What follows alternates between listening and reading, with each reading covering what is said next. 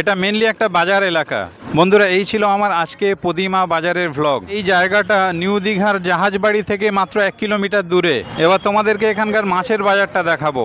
জিনিসপত্রের দাম কলকাতার চেয়ে কিন্তু অনেকটাই কম, তবে এখানে সবচেয়ে বেশি সামুদ্রিক নোনা মাছ পাওয়া যায়। এখানে প্রত্যেক দিন এই বাজার বসে। হ্যালো এভরিওয়ান, আমি সাব্বির আহমদ আছি তোমাদের সাথে দীঘা শহরের ডায়েরি নিয়ে।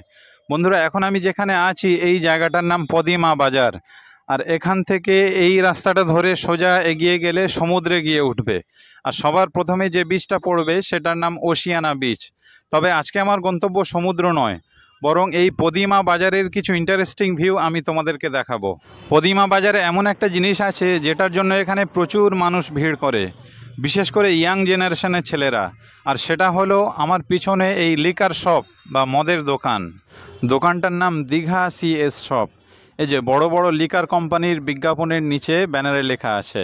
এটা খুবই দুর্ভাগ্যজনক একটা ব্যাপার। আমাদের দেশের তরুণ ছেলেরা এমন একটা জিনিসের প্রতি আকৃষ্ট হয়ে পড়ছে যার মধ্যে ক্ষতি ছাড়া কিন্তু কোনো লাভ নেই। আর অনেকে এটা বেশ মজা করেই খেয়ে থাকেন। আর এই মদের প্রতি মানুষের আসক্তি কিন্তু দিন দিন বেড়েই চলেছে। এটা বিভিন্ন পরিসংখ্যান থেকে বেশ স্পষ্ট। সম্প্রতি ইউটিউব জগতের এক উজ্জ্বল নক্ষত্র এবং আমাদের দেশের গর্ব ধ্রুব রাঠি সম্প্রতি মদ নিয়ে একটা ভিডিও করেছেন, এবং সেই ভিডিওতে তিনি বিভিন্ন তথ্য প্রমাণ দিয়ে স্পষ্ট করেছেন আসলে মদ জিনিসটার মধ্যে ভালো বলতে কিছুই নেই। তিনি অনেকের এই ধারণাও ভেঙে দিয়েছেন যারা মনে করে সামান্য একটুখানি মদ খেলে কোনো অসুবিধা নেই। আসলে মদ জিনিসটা এমনই যে এটা একটুখানি হোক বা অনেকখানি, এর পুরোটাই ক্ষতিকারক। আমি মনে করি এই ভিডিওটা প্রত্যেকের দেখা উচিত। এখনও পর্যন্ত প্রায় 40 লক্ষ মানুষ এই ভিডিওটা দেখেছেন।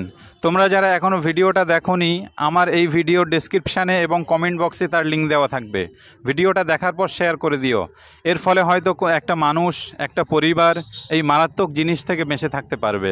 বন্ধুরা, এই জায়গাটা নিউ দীঘার জাহাজবাড়ি থেকে মাত্র 1 কিলোমিটার দূরে। আর এর ঠিক পরের মোড়টা হলো দীঘা বর্ডার। তারপর থেকে ওড়িশার সীমানা শুরু। এখান থেকে উত্তর দিকে মানে সমুদ্রের অপোজিটে এই যে রাস্তাটা চলে গেছে গ্রামের ভিতরে, এর ভিতরের গ্রামগুলো অবশ্য আমাদের পশ্চিমবঙ্গের মধ্যেই পড়ে। আর একটু ভিতর দিকে গেলে পড়বে পদিমা গ্রাম পঞ্চায়েত। এটা মেনলি একটা বাজার এলাকা। এখানে আশেপাশের গ্রাম যেমন রতনপুর, বাজিতপুর, বসন্তপুর প্রভৃতি গ্রামের মানুষজন এখানে বাজারহাট করতে আসেন। এখানে সবজি বাজার, মাছের বাজার এবং বেশ কিছু মুদিখানা দোকান এবং খাবারের দোকানপাট ইত্যাদি আসে। এবার তোমাদেরকে এখানকার সবজি বাজারটা একটু দেখিয়ে দিই। এই যে দেখো, আলু, পেঁয়াজ, বেগুন, টমেটো, ঢেঁড়স, পটল ইত্যাদি সমস্ত রকমের শাকসবজি রয়েছে। এবং খোঁজ নিয়ে দেখেছি এখানকার জিনিসপত্রের দাম কলকাতার চেয়ে কিন্তু অনেকটাই কম। অনেক জায়গায় এমনটা হয় না যে সপ্তাহে 1 দিন বা 2 দিন হাটবার দিন হয়ে থাকে, এখানে কিন্তু সেরকম না।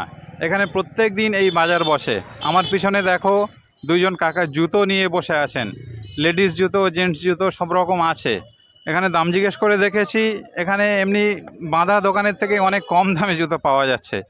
তবে জানি না এর কোয়ালিটি কেমন হবে। এবার তোমাদেরকে এখানকার মাছের বাজারটা দেখাবো।